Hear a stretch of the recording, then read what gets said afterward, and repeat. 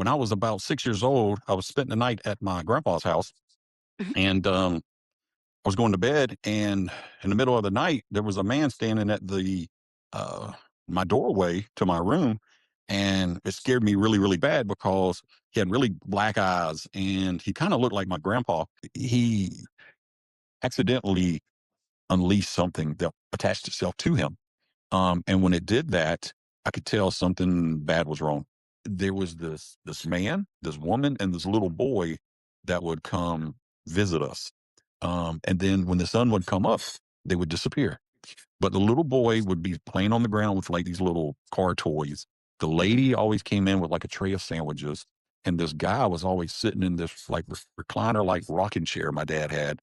And then a lot of times they would stop what they were doing and they would disappear. And then they would reappear and they'd be standing at the doorway staring at us.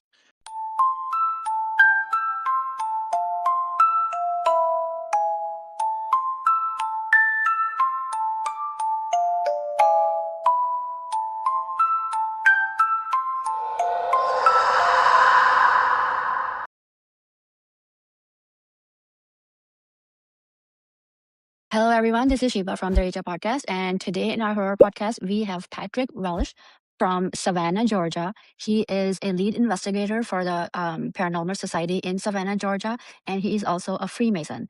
Today's podcast is going to be in English, and we will see if we can do Roman Urdu subtitles. Hi, Patrick. How are you? I'm good. How are you doing, Sheila? I'm well, thank you. Thank you. And thank you so much for giving us the time. Really Absolutely. appreciate it. Thank you for having me. No. So Patrick, horror podcast, right? Everybody loves horror, all things supernatural. How did you get involved in this? So I got involved because my birthday is actually the day before Halloween. So I've Oh. always been intrigued with horror, Halloween, paranormal stuff. But Hmm. when I was about 6 years old, I was spending the night at my grandpa's house, Hmm. and I was going to bed. And in the middle of the night, there was a man standing at the uh, my doorway to my room, and it scared me really, really bad because he had really black eyes, and he kind of looked like my grandpa. And when he turned around, after he was just standing there, just pointing at me like like I was in trouble or something, or he was Hmm. going to do something. He kind of had like these black holes in the back of him, and I didn't think nothing of it. It just scared me. And the next morning, I was asking my grandpa when we were having coffee, why did he, come to my room and try to scare me? And he said, I didn't come to your room and try to scare you. I said, well, somebody did. He said, well, who was it? I said, it was some man. He said, well, what does man look like? And I described him. And my grandpa said, you just described my daddy, who's been dead for about 40, 50 years. I thought, wow, okay. I said, well, how'd he die? And he said, my brother shot him in the back of his head and 6 times. And I said, why? And he said, well, he was one of the meanest men in Telfair County, Georgia. He was so mean, he would beat on them. He beat their mama. One time he was a few minutes late for church and the preacher said something and he walked up there and pistol whipped the preacher in front of God and everybody and then would dare him to start church before he got there. So he'd make it a point to be there late. But he was just a really, really mean person, him and his brother. His brother's name was Jack. This is my great grandpa that was so Okay. mean though. So um, I didn't know anything about it until about 20 years later. I was doing genealogy and I came across a Mhm. picture and I just, all the emotions came back. And that kind of helped really kick off the whole paranormal for me. Okay. Because the man I described was exactly who I was looking at in the picture. Oh. So it was real spooky for me. And Mhm. but I had already been in the paranormal long before that. Um, my mom's side was real acceptable to it, Oh. and they always were, seeing things or whatever. However, on my dad's side, they're all Irish Catholics, and they don't believe in ghosts. They only believe in the Holy Ghost or whatever. Mhm. Mhm. So, that was like a big no-no to talk about with them and stuff. So my mom's side was really acceptable to it. And when we would travel up to McRae, Georgia, and Telfair County, we would visit these places and people would come up and tell us, "Oh, we saw Old Man Knight, who was my great grandpa. We saw Old Man Knight, over at the old home place." And I said, "Well, where is it now?" And they said, "Well, they burned it down because the sharecroppers were scared because he kept coming back. I guess as a spirit or ghost." So that's how I kind of got started in it. Okay. Um, and yeah, and I got started in like the whole cryptid thing with Bigfoot and all that stuff. My uncle Mhm. took me to see a movie called Bigfoot in Mhm. 1978 and Okay. that just kicked it off even more. Wow. Okay. And then how did you start the Paranormal Society of Savannah? So me and my dad and my brother-in-law, we had been doing paranormal investigating and stuff for years, way Mhm. before really the TV shows and stuff. Well, when the pandemic hit, nobody Mhm. was, going outside. Nobody was doing anything. And being from the most haunted city in America, Savannah, Mhm. I decided, hey, I'm gonna start going to these cemeteries and these old buildings and things because there was nobody there. And I started doing them kind of live and then just doing little quick videos. Mhm. And then me and my dad and my brother-in-law, and then one of my best friends growing up when we were kids said, "Hey, why don't we just start a team?" So we started a team in 2020, probably June, July of 2020, and it Okay. just blossomed since then. And when people heard about it, they started calling us and emailing us, telling us, about their property being haunted or something, or a Mhm. ghost story to tell. So that's how we got started with it, and then we just grew and grew and grew ever since until today. So did you learn, like, how do you investigate? Did you learn all of this from someone? No, I mean, we kinda had our own ways of doing things, but, of Okay. course, we would watch TV Mhm. and, a lot of those instruments, they're hit or miss, you know what I mean? I mean, they're Mhm. for entertainment. Mhm. Um, so by doing that, we kinda had an idea, and then we just started doing stuff, and what seemed to work, we just wrote down, and then what Mhm. didn't work, we would kinda write down, and then we would just kinda keep doing it. We would leave at, like, on a Saturday morning at, like, 5 a.m. and not Mhm. come home till midnight sometimes or later, just because we were hitting so many places. We were just trying to learn and trial and error. So by doing that, about a year later, there was so Mhm. many people that wanted to, and I don't know what it is with paranormal investigators here, but they seem to be very territorial and stuff, and they don't want to like help other Mhm. paranormal, investigators or wannabe investigators. Mhm. So I said, that's ridiculous. How about if we start teaching them what we know and tell Mhm. them, listen, we're not professionals. You can learn something from us, and maybe we can learn something from you guys, and we can Mhm. share ideas and go from there Mhm. because we're always learning, right? Mhm. Just like Freemasonry, you're always learning something. You're never going to know everything. There's no way. Yeah. So in return, we started teaching classes, and then we built our team up bigger, better, and stronger. And we learn from each other. And I think it's just a great thing. Okay. So you spoke about Freemasonry. You are also a Freemason. Could you explain to the audience what a Freemason is, please? Yeah, Freemason takes good men and makes them better. It's kind of like a fraternity, Mhm. except for a lot better than a fraternity, like a college fraternity. Mhm. Um, it started hundreds of years ago, but Mhm. however, it got big in the States during, the 1700s.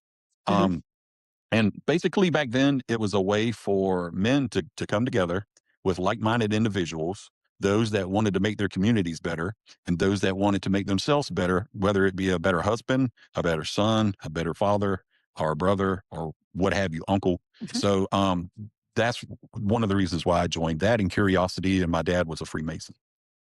Okay. So a lot of people confuse Freemasons with Illuminati. What is the difference? So the difference is the Illuminati is pretty much,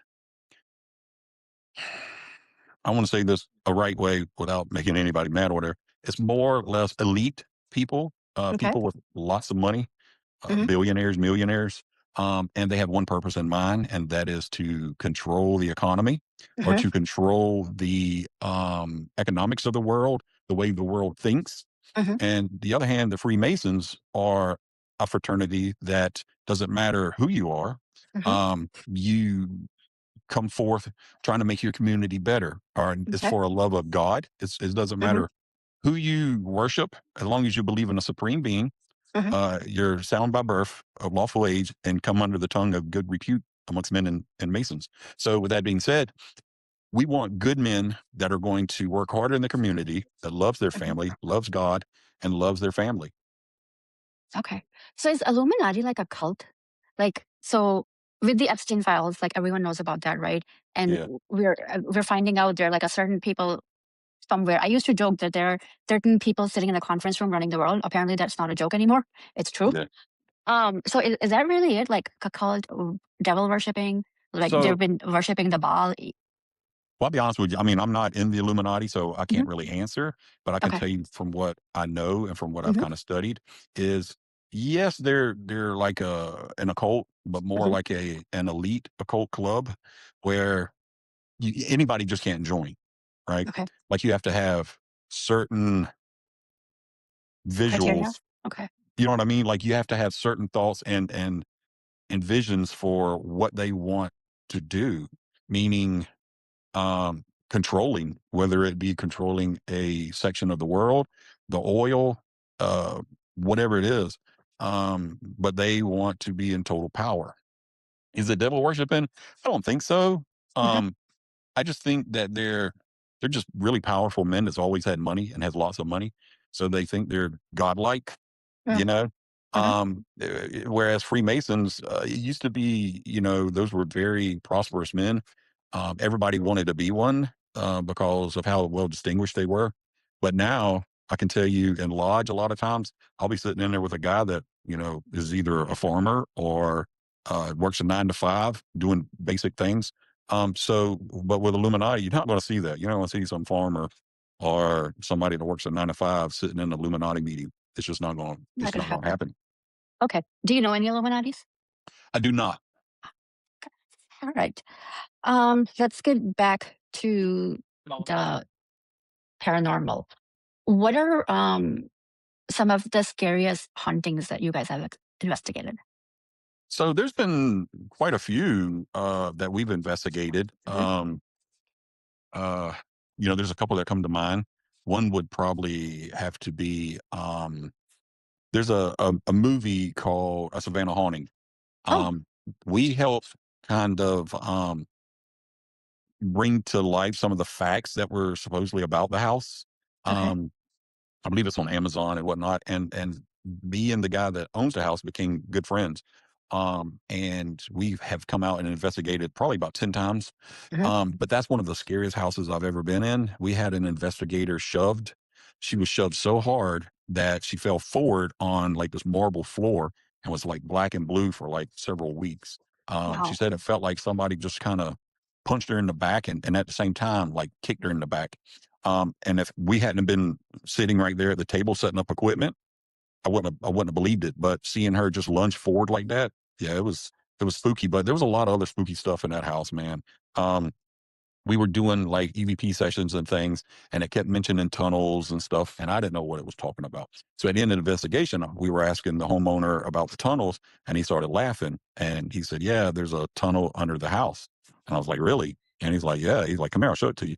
And I was like, "Well, why was this created?" He said, "Well, my dad was kind of a biker, and he kind of did some things he shouldn't, and this was a way for him to escape." And I said, "Oh wow!" So that was kind of cool, but I was coming out of the bathroom upstairs in the bedroom, and when I came out, the rocking chair was kind of rocking.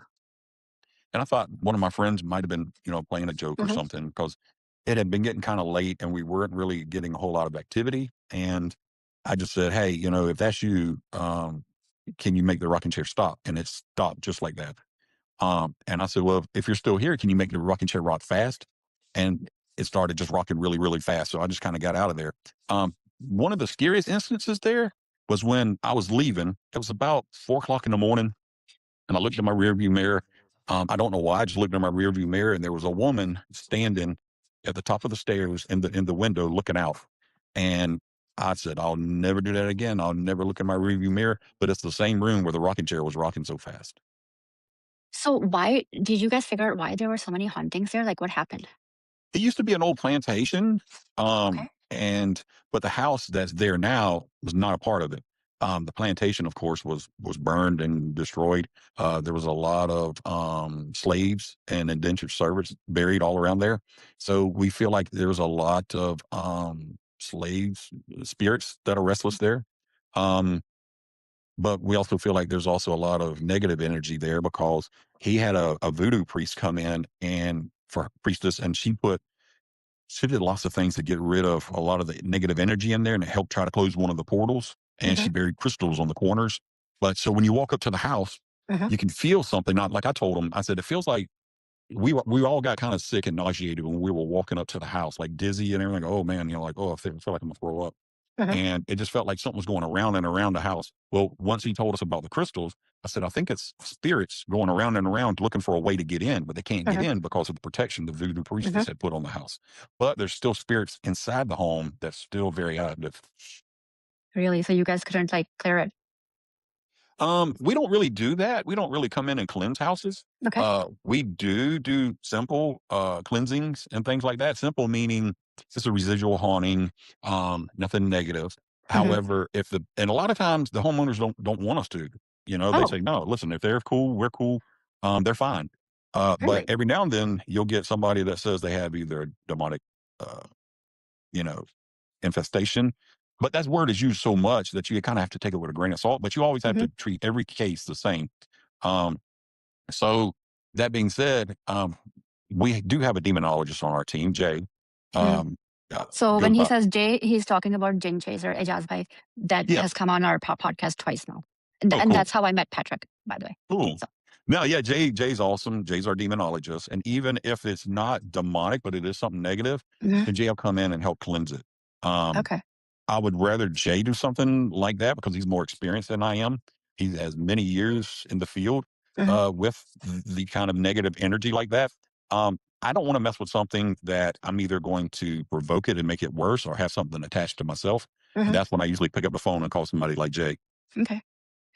So you told me about a 17-year-old in school who was playing around with spells. What was that? Yeah, so I had owned a coffee shop. It was called Haunted Grounds Coffee, Hmm. and we still sell the coffee, by the way, in the bags. We don't have the shop anymore. But his mom and the 17-year-old kid came in and said that there was all kind of bad things going. He was a happy kid, and this and this and this. And I just got weird vibes coming off the guy. Like he didn't want to be there. Hmm. Um, he looked very distant, like a 1,000-yard stare, like he could just see through you type thing. Hmm. So I had asked my wife to go get my rosary out of the truck, and I had it in my hand. He couldn't see anything, and I said, "Hey, man, I just kind of want to give you something." Um, and he opened his hand. I put it in there, and he immediately dropped it. And when he did, the middle of his hand was red. Um, wasn't sizzling or anything like that. It was just Hmm. red all of a sudden, like really red. And he's like, "Why'd you do that?" And I was just like, "I just wanted to see if something."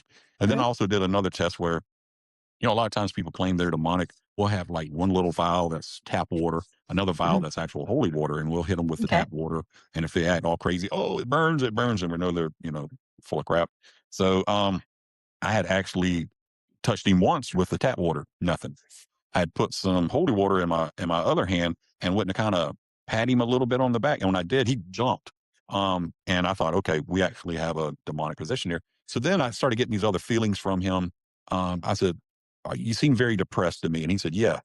And I said, "Feel like you kind of played with something you shouldn't, like you're Hmm. being bullied at school or something." And he looked at his mom, and his mom's like, "Yeah, go ahead and tell him." And he said, "Yeah, he's being bullied at school real bad." Um, and I said, "Well, did you play with a Ouija board or anything like that, a spirit board?" And he said, "Yeah, I played with a spirit board and I also have a book of spells that I picked up." And I was like, "Oh no," so he accidentally unleashed something that attached itself to him. And when it did that, I could tell something bad was wrong. And then I had to call Jay in. So Jay, of course, was like, "Listen, I've got to pray on it for 48 hours, 72 hours, and all this." Jay has his own way. He can tell you Hmm. exactly everything he did. So I made arrangements with the family to come 3 days later. We came over, and after about 4 hours, we were able to help expunge whatever was in it. I don't think it was anything that was a strong. Hmm. I think it was a very weak, demonic like present spirit that was attached to him. Hmm. Um, and that's only one of about two out of about 400 cases that we've done that I can actually say, yeah, there was something really evil attached to this person. Was it demonic? I don't know. But Jay was able to get rid of it in about 4 hours. Um, uh, the family's been great ever since. The kid graduated with honors. Now everybody that was bullying him is now his buddies. So it was a happy story. So it's one of the ones we like telling because everything worked out. And a lot Yeah. of times you don't hear that. You hear about all the bad things that happen. Oh no, this guy did this and did that. But this was a good story where everything worked out for the kid. So we were happy. So how does this work? Somebody calls you or your office and says, "Hey, my house is haunted," and then you So go. yeah, I mean, we'll do like other people's podcasts like yourself, and Mhm. we'll do live videos, or we do a podcast kind of ourselves. We do, everybody knows us in Savannah. So I'm born and raised here. So, and people see us on social media, on Okay. Facebook and things like that. Mhm. So they'll either email us, they'll reach out to us, they'll call me, they'll text us and Mhm. say, "Hey, I've got, this or that, and you guys come check it out." A lot of times it's them wanting to make sure there's nothing in their house evil or going Okay. to hurt them. A lot of times it's either a family member or it was somebody there that passed away nearby or something. But we haven't had that many cases that where it was something bad where this person won't hurt this person. So we got real lucky with that. Um, so when you do encounter spirits, like, do you speak to them? Is there communication? We do the way how we communicate is either by, of course, a REM pod or a What is that? device like that. A REM pod. Mhm. So, of course, you see them on TV, the REM pods where they light up or they beep or they Oh, make okay. noise Yep. and sound. Yep. So, we do them for a lot of yes or no questions and things like that. But we also do EVP sessions where we'll ask questions and things. And a lot of times we'll get answers and sometimes we don't get any. So, but that's how we communicate. We don't just come out and talk to it and it just speaks to us. We do have a psychic on our team that's able to reach out sometimes to Mhm. the spirit and kind of communicate that way. But a lot of times before we even get there, she's already written down all these things. And by the time we get there, she'll just out of the blue start mentioning. And the homeowner or business owner will kind of just be like, "Wow, how did you know this? Like nobody knows this." So that helps. And then we're able to communicate with the person. Either we have a name or we Mhm. have kind of like what happened or what's going on. And then we bring a lot of trigger objects. So if this person like to smoke cigars or Mhm. they drank whiskey or something, then we'll bring, some whiskey and a cigar or something, as an offering. If it's Native American, of course, we bring tobacco or coffee or something, and we'll plant something while we're there to get back, to the earth so that they know, hey, listen, we just want to communicate. We're not here to disturb you in any way, and please don't follow us home. So there are so many haunting episodes on television, Yeah. right? Um, and I'm sure you've seen a lot of them. How much of that is true? Probably about 20%, Yeah. 25% probably. The rest Okay. of it, of course, now the early editions where people were like, okay, I have a haunting, those were real. But once you started getting the ratings involved Mm. and people wanting to go syndicate or whatever or make a name for themselves, then they got to do something to keep people watching. Mhm. So they come up with ways, they fabricate evidence, they come up with, they exaggerate the truth. I'm not going to say they lie, but then they do things, because if not, then people would get bored and they probably wouldn't watch it. Right. Kind of like the Curse of Oak Island, like they ain't never gonna find nothing. Or like Finding Bigfoot. They should call that show Mhm. Never Finding Bigfoot because they don't never find. But a lot of the shows I've been on a bunch of Mhm. them, me and the team members and stuff. We've actually walked off of some shows because they wanted us to do certain things, and we told them we don't do that. That's not us. You can go get somebody else to do that because we're not putting our reputation on the line for something like Yeah. that. Because you're a trusted, credible person. We try to be, yes, Yeah. we do. Yeah, we try to either back it up with science or try to debunk, of course. But in the other ways, we also want to see if we can help the person that wants answers. Kind of like the reason why we do it. I had this Mhm. experience when I was younger, Mhm. so that kind of made me really interested and want to see why. Why does this happen? Why did it happen to me? Why did this person come to me? Of all people. So, Have you yourself had any more experiences? oh yeah, lots of them. Not just on investigations, but Uh-huh. personal experiences in my life Can you share where some?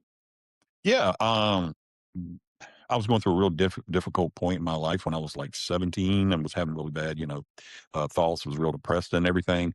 And my mom's best friend who passed away, had recently at the time, um, came to me and just told me everything was going to be okay, that I needed to be there for my mom, and just really put me at ease. And I mean, I just felt so refreshed after that. Of course, I've seen multiple family members that come and visit us. Why I don't know. Maybe it's because of what we do now. They think they can, just come and talk to us. But I've seen a lot of things in places that we visit that I don't know, I have to take a double look sometimes, and before I can say what I'm seeing, somebody will say something, and I'll say, "Yeah." Or a lot of times we'll write down what we see, and then we'll compare notes, and it's like, "Yeah, I saw the same thing," and show 'em, we show each other notes. Um, but personal experiences, yeah, and I had a real personal experience with a cryptid one time. Yeah. Um, I would love to see Bigfoot, Mhm. but I've never probably will.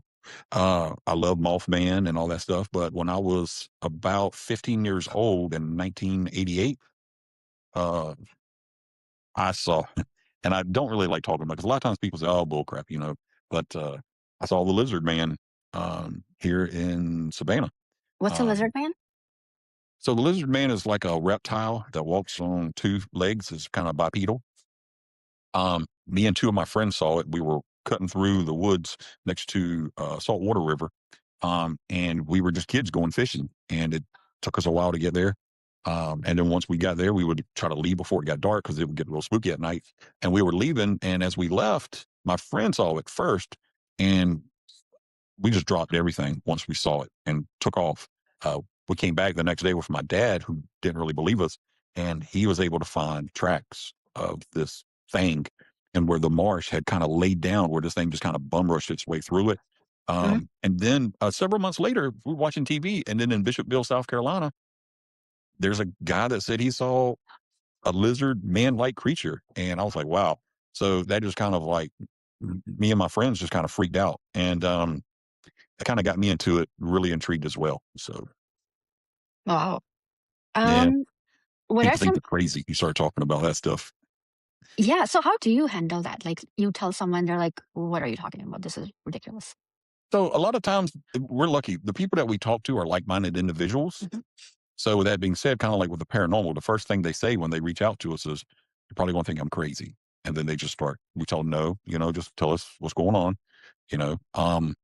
And usually we can tell when somebody is either telling the truth or is a French fry short of a Happy Meal or something, because just the way they act and their demeanor and the way they speak. So we've gotten pretty good at going, okay, but we treat them all the same. We take notes and then we just, you know, chapter 13 file it, if we have to, Mhm. because, this person isn't from Earth or something. So, but then a lot of times the people that tells us these stories, they seem kind of, but then once we talk to them and go see them, it's like, wow, something is going on here. So you just got to treat them all the same. You never know, you know. What are some other scary stories that you can share with us, like real hauntings? Ooh. So one time I lived in Georgetown here in Savannah, and the place we lived used to be old Native American burial grounds. And we didn't know it at the time, we were just teenagers and stuff. Mhm. But I had a little dog.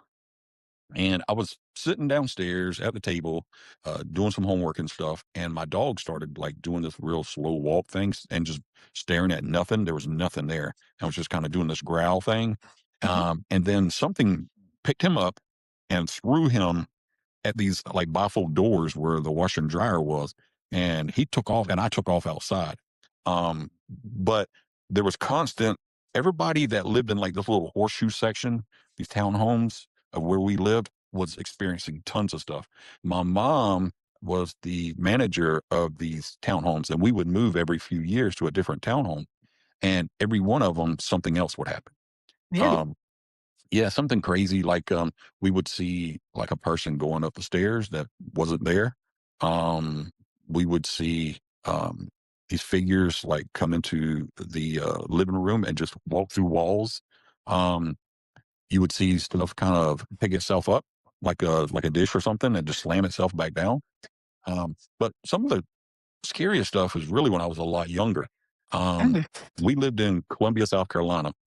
Okay. I was born in Savannah, but then we moved to Columbia because my dad got a job with the railroad. And the old house that we lived in was about 80 years old. And there was this man, this woman, and this little boy that would come visit us. And then when the sun would come up, they would disappear. But the little boy would be playing on the ground with like these little car toys. The Mhm. lady always came in with like a tray of sandwiches. And this guy was always sitting in this like recliner, like rocking chair my dad had. And then a lot of times they would stop what they were doing and they would disappear. And then they would reappear and they'd be standing at the doorway staring at us. And I never knew this for the longest time, but my sister had saw the same thing. So when I started doing this stuff, she's like, "Hey, I want to tell you something. Remember when we lived in Columbia? There was these three people that would always come." And I was like, "Oh my God, like you saw them too?" So that was always scary. And then what we found out was the three people were somehow either related to us or they were friends of the family that had passed Mhm. away tragically. So, I don't know, stuff like that just really scares me. You know what I mean? That's just scary Yeah. stuff to me. But other hauntings, we've been to so many places. I will tell you that I do have a doll. His name is Charlie. Um, we you sometimes take Charlie on the road with us when we go to events and things like that. Um, we tell people please don't make fun of Charlie and stuff because we've had psychics tell us that he was abused as a child and as a teenager, and he of course died, and he's in this doll or whatever. So, and we had people just kind of make fun of it and stuff, but then they always come back to us like the next day when we're checking out of the hotel or something, wanting to apologize to Charlie because we've had multiple people tell us that Charlie comes to visit them in their bedroom and is standing at the foot of the bed, and he's not like 2 foot a foot tall like he is. He's like 6'5", and I'm like, wow, and they just describe Charlie just like he is, except for I guess he's a young man before he died. Um, and I'm just like, wow. And so they want to come and apologize and do all these other things. There's some creepy stuff that we've seen and been told. So one of So the why things do you have the doll? Like you take it it was with you? given to me. Yeah, Okay. so people know what we do, so a lot of Mhm. times they'll just drop these things off to Oh. my house, or either when I had the coffee shop, it would Mhm. just be sitting in the front door, like, before we opened up, and it would just say, "Hey, please take this thing," or whatever. I will say a lot of the items that we got, nothing seemed haunting about it. Mhm. We never had any problems with it. Um, but some of the stuff, yeah, yeah, there's been some crazy stuff. Um, there's other things that we've gotten from people that something definitely there, Like and what? we've done well. So there's this one doll that we got. Her name's Alice, and the lady had called us. She lived about an hour from us.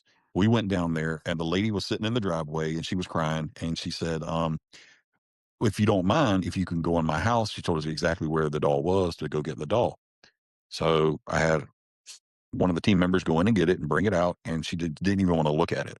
So when we asked her what was it about, she said that she had came home from a estate sale and she had bought the doll.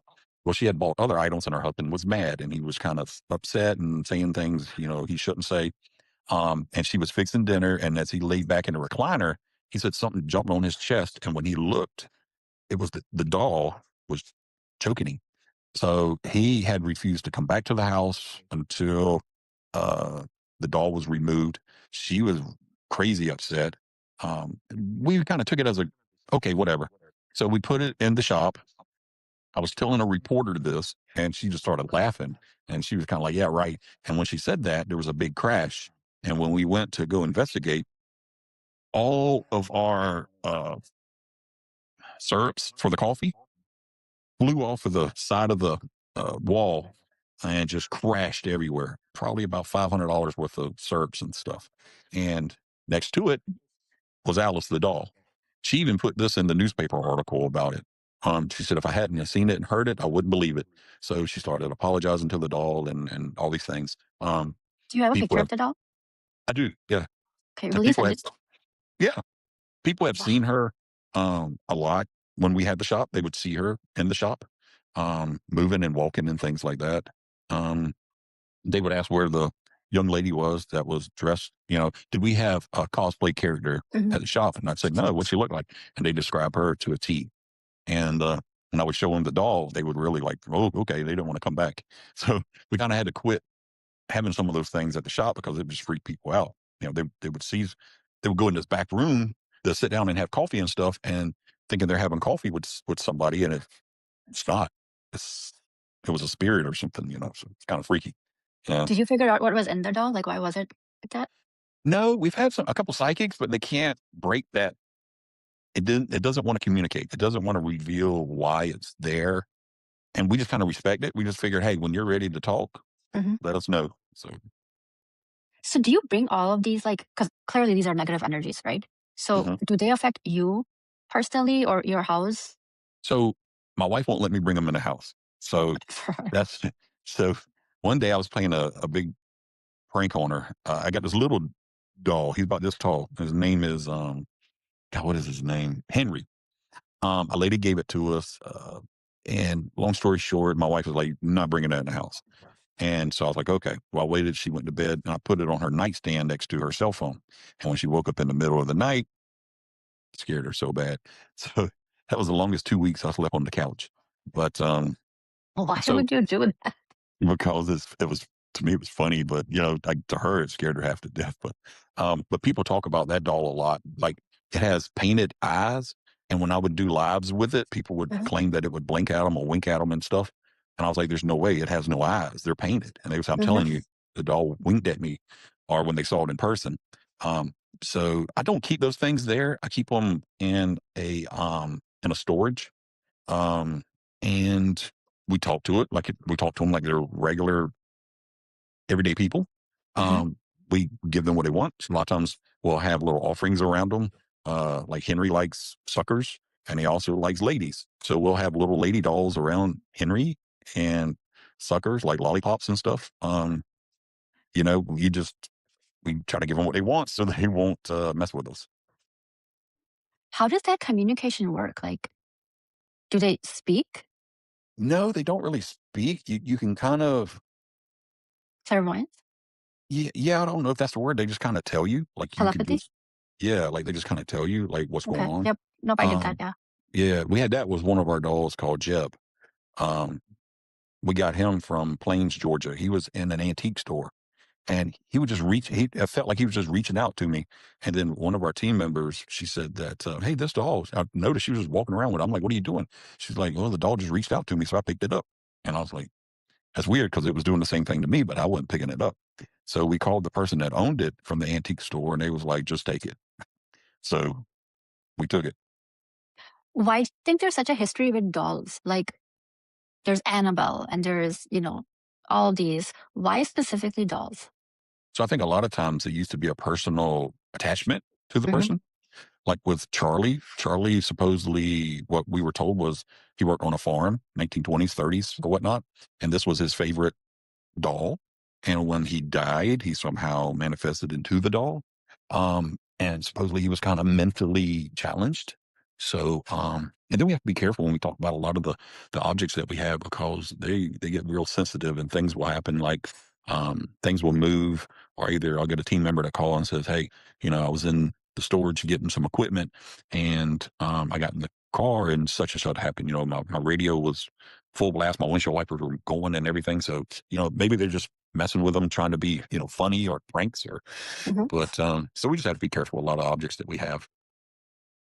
Have you ever met a witch who actually does spells? Um, we've met a couple of them Mhm, and, they're all really nice. They're not like you would think like on TV and stuff. Like they're mhm, not, evil and ugly and, ride around on brooms and all that kind of mhm, stuff. A lot of them are really cool and a lot of them want to help and they do good things. But then, every now and then you'll run into somebody that's for whatever reason they want to dabble in the negative part of the world or mhm, whatever. So you just got to be careful, man, with who you associate with. Like we had a person that was on our team. We didn't mhm. know it at the time, but she was like a devil worshiper, Oh, and yeah. so Please talk about that. yeah, she was out there, man. And the thing is, she like and man, I hate talking about her, but she put spells on us. She put a spell on me and some other team members. One of them was Jay. I'm sure Jay will probably talk to you about it if you ask him. But Definitely asking him. yeah, she. I'm not going to give her name, but she did some really bad things to our team members. A lot of negative things were happening to us. We didn't know why. I got really sick and I had to go to the hospital, was admitted for about a week, with something they didn't know what was going on with me at the time. And then we had to have, a couple team members and a couple other people that were, we had to have certain people come and cleanse us and do certain rituals to help remove this energy from us, Mhm, and make certain objects to help us either in our home or on ourselves. Um, salts and crystals and all those mhm. things, prayers and stuff. And it took us about 2 years to get rid of this negative uh, Really? I wouldn't call it a curse. I would call it, I don't know. Ask Jay will tell you, it freaked us all out. It affected about 5 or 6 of us, and, Why did she do that though? Do you know? she was just an evil person, she was just a real bad person. In the beginning, she was nice and sweet and whatnot, and she just one of the reasons why I had to close the shop, Oh. she just, once we found out that she was into the dark magic, Mhm. spirits, and Yep. things like that, we were trying to separate ourselves, and they just Mhm. got really bad. Like, our names were mud to her, and she, said whatever, and it got really bad, and then drama started happening, and next thing you know, all these bad things started happening. Like, I lost my job, and um, I had to close the shop. I was put in the hospital, and all these other things were going on. Team members were getting sick for no Mhm. reason, and lots of other things were happening. Mhm. It was just bad, man. It was bad for Mhm. about a year and a half, 2 years. I think I was Really? the last one to really get this off of me because I think I was the one that was hated the most. So yeah, Whoa. it's weird to talk about, and it's not something we like talking about. But Yeah. luckily, we were able to finally remove it from us, and move on. So Wow. yeah, you got to be careful with a lot of the people, like I say, you associate with in the paranormal world because you never know who you can trust. That's why we don't accept any new members. Um, Okay. Everybody that we've known, we trust for years now, um, and we're a really close like aunt family, and we help each other any way we can. There's be sometimes in our chat, there's about 14 of us, where somebody will say, "Hey, listen, I feel like something may have followed me home from this investigation, from whatever," Mhm. and the team members will get together and head over and you know do certain things and help them out. So we're lucky to have those kind of people. There's somebody that knows a little bit about everything to Yeah. help, so that helps. Um, so was there like a course that you had to take? Like, are you guys certified to do this? No, no, not Okay. at all. We are amateurs. I tell Okay. everybody, listen, anybody that tells you they are a professional, Mhm. run, right? If they don't have a PhD or something like that, I you know, we're only going to tell you what we know. Mhm. We don't claim to know everything. We don't claim to we're pretty much self-taught, Mhm. but we also listen. And we've learned from so many people, right? Like Okay. we'll go investigations with other team members or other people, and they'll say, "Well, this is how I do this," and we're like, "Oh, wow, that works a lot better than what we were doing," or "Hey, Mhm. that technique seems to be a lot better." So, and when it happens, you just learn. Like in the beginning, of course, everybody wants to use all the fancy equipment you see on TV, right? Mhm. But all it is a gimmick. A lot of that stuff, right? It's a way for them to make money. Basically, all you need is your cell phone or a voice recorder, Mhm. and that's about it, really. So what do I do? Camera. Like, I have a cell phone and a voice recorder. What do I do then? Okay, so what you can do is just have it record yourself, or take a Mhm. take a camera, Mhm. and then with your voice recorder, have it set on voice activation if you want. You can ask questions. Wait 5 to 10 seconds before your next question. Ask another question, and do it in 2-minute intervals because you don't want to do it for like an hour and then you're just listening to nothing for an hour. Mhm. But being on voice activation, it's only going to pick up what it hears. So a lot of times that'll help cut out, several minutes, cut it down just to a few seconds. Okay. So, but I tell them, listen, if you want to buy a REM pod and all that stuff, okay, that's fine. But you got to remember, a lot of these were created for entertainment value and Yeah. for people just to make money. I mean, I'll Amazon be sells them honest. for 20 bucks. Yeah, we got everything. Like we've got every piece of equipment because we like to use them and we like to Mhm. think, hey, but can we 100% say it's true? No. There is an app on my phone I like to use, and we've tried 20, 30 apps. But Mhm. the one that we really like to use is called Necrophonic. We don't have any affiliation with them, Okay. but that one seems to really work well. What does that do? Um, so basically, it's kind of like a spirit box. And what it Okay. does is kind of playing, go through the radio frequencies and stuff, and it picks out words and it'll spit them out as you're talking. A lot of times we'll say, "Can you tell us how many people are here?" Mhm. And you'll hear, 6, and we're like, "Wow, I'm gonna count." Yeah, there's 6 of us. So but is it 100% legit? I don't know. Is anything, you know?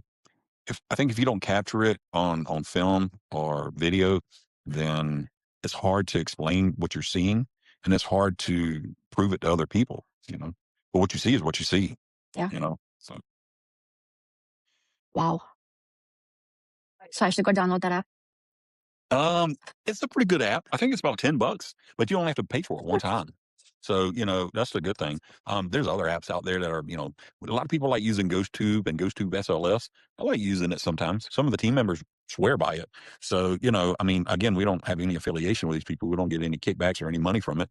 But after downloading, 20, 30 apps, you figure out which one is okay. Hey, this one works pretty good. This pretty accurate. I get good results from this.